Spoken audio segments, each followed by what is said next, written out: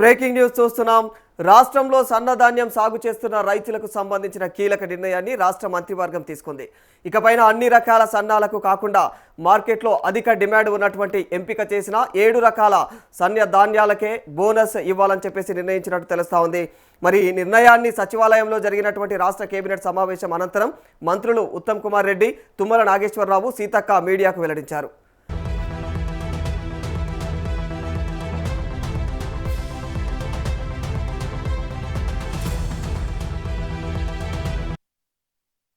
మంత్రులు తెలిపిన వివరాల ప్రకారం మరిక బీపీటీ 5204 ఆర్ఎన్ఆర్ 15048 తెలంగాణ సోనా ఇది.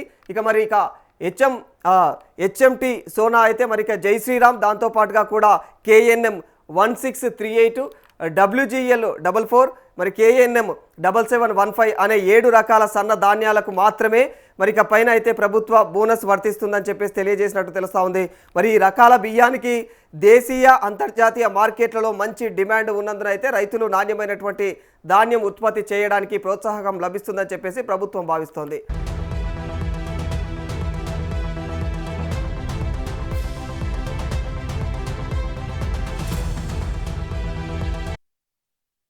కేబినెట్ సమావేశంలో రాష్ట్ర వ్యవసాయ పరిస్థితులపైన కూడా విస్తృతంగా అయితే చర్చ జరిగింది.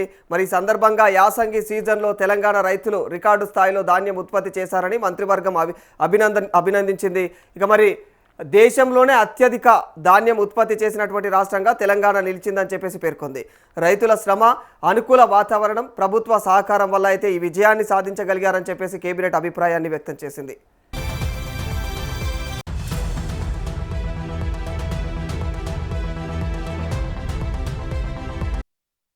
రాష్ట్ర ప్రభుత్వం ఇప్పటి వరకు దాదాపుగా 80 లక్షల మెట్రిక్ టన్నుల ధాన్యాన్ని కొనుగోలు చేసినట్లుగా సమావేశంలో అయితే వెల్లడించారు. గతంలో ఎన్నడూ కూడా లేని స్థాయిలో కొనుగోలు చేపట్టామని చెప్పేసి ప్రభుత్వం పేర్కొంది. అయితే కేంద్ర ప్రభుత్వం ఇతర రాష్ట్రాలతో పోలిస్తే తెలంగాణ నుంచి తక్కువ పరిణామంలో అయితే ధాన్యాన్ని సేకరిస్తుందని చెప్పేసి మంత్రివర్గం ఆందోళన వ్యక్తం చేసింది.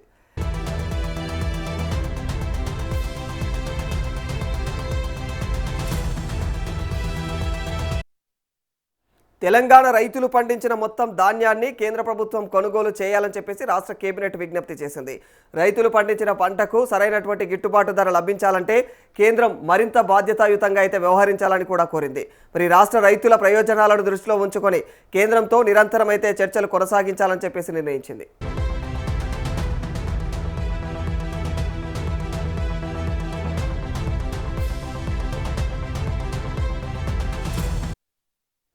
అలాగే భవిష్యత్తులో పంటల కొనుగోలు విషయంలో కొత్త విధానాన్ని అనుసరించాలని రాష్ట్ర ప్రభుత్వం నిర్ణయించింది. కేంద్ర ప్రభుత్వం ఏ పంటలకు కనీస మద్దతు ధర ప్రకటిస్తుందో, ఏ మేరకు కొనుగోలు చేస్తుందో రాష్ట్ర ప్రభుత్వం కూడా అదే విధానాన్ని అనుసరించాలని చెప్పేసి అయితే కేబినెట్ తీర్మానించినట్టు తెలుస్తూ ఉంది. దీనివల్ల రైతులకు ముందుగానే స్పష్టత లభిస్తుందని, మరి ప్రభుత్వం పైన ఆర్థిక భారం కూడా నియంత్రణలో ఉంటుందని చెప్పేసి అధికారులు అభిప్రాయాన్ని వ్యక్తం చేస్తున్నారు.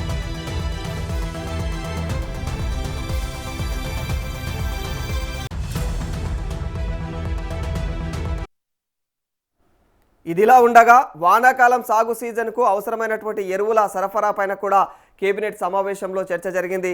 రాష్ట్రానికి కేటాయించాల్సినటువంటి ఎరువుల కోటాను కేంద్ర ప్రభుత్వం అయితే వెంటనే విడుదల చేయాలని చెప్పేసి మంత్రివర్గం కోరింది. రైతులకు ఎలాంటి ఇబ్బందులు తలెత్తకుండా ముందస్తు చర్యలు తీసుకోవాలని నిర్ణయించింది.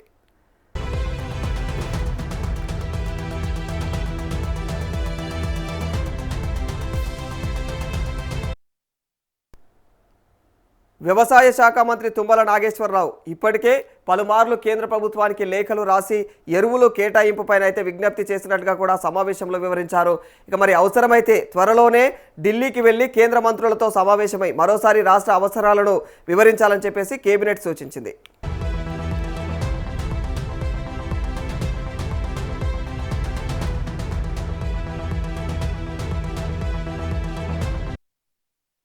రామగుండం ఫర్టిలైజర్స్ అండ్ కెమికల్స్ లిమిటెడ్లో ఉత్పత్తి అవుతున్నటువంటి యూరియాలో తెలంగాణకు అధిక వాటా కేటాయించాలని చెప్పేసి రాష్ట్ర ప్రభుత్వం అయితే డిమాండ్ చేసింది. తెలంగాణలో తయారవుతున్నటువంటి యూరియాను ఇతర రాష్ట్రాలకు తరలించకుండా స్థానిక రైతుల అవసరాలకు ప్రాధాన్యత ఇవ్వాలని కోరింది.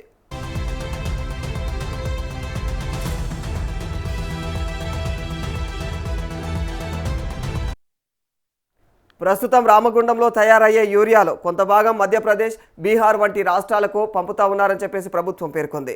అదే యూరియాను తెలంగాణ రైతులకు కేటాయిస్తే రవాణా ఖర్చులు తగ్గడంతో పాటు ఎరువుల కొరత సమస్య కూడా ఉండదని చెప్పేసి అభిప్రాయపడింది.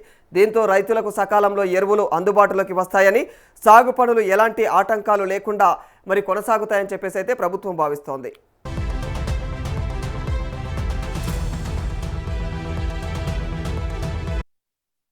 మొత్తంగా రైతుల సంక్షేమం, ధాన్యం కొనుగోలు, ఎరువుల సరఫరా, వ్యవసాయ రంగ బలోపేతం వంటి అంశాలపైన రాష్ట్ర కేబినెట్ పలు కీలకమైనటువంటి నిర్ణయాలు తీసుకుంది.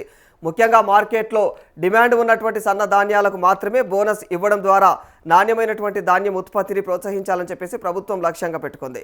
అలాగే ధాన్యం కొనుగోలు, ఎరువుల సరఫరా విషయంలో అయితే కేంద్ర ప్రభుత్వం సహకారం అందించాలని చెప్పేసి మరోసారి విజ్ఞప్తి చేసింది.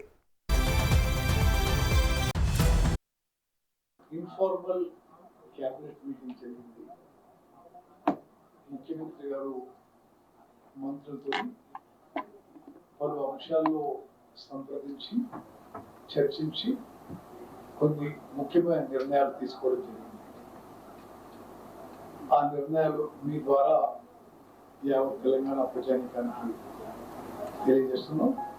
మొదటిగా వానాకాలం పంటలకు రైతులకి పెట్టుబడి సాయం కింద రైతు భరోసా నిధుల్ని విడుదల చేయాలని ఈరోజు ముఖ్యమంత్రి రేవంత్ రెడ్డి గారి ఆధ్వర్యంలో జరిగిన మంత్రుల సమావేశంలో కీలక నిర్ణయం తీసుకున్నాం.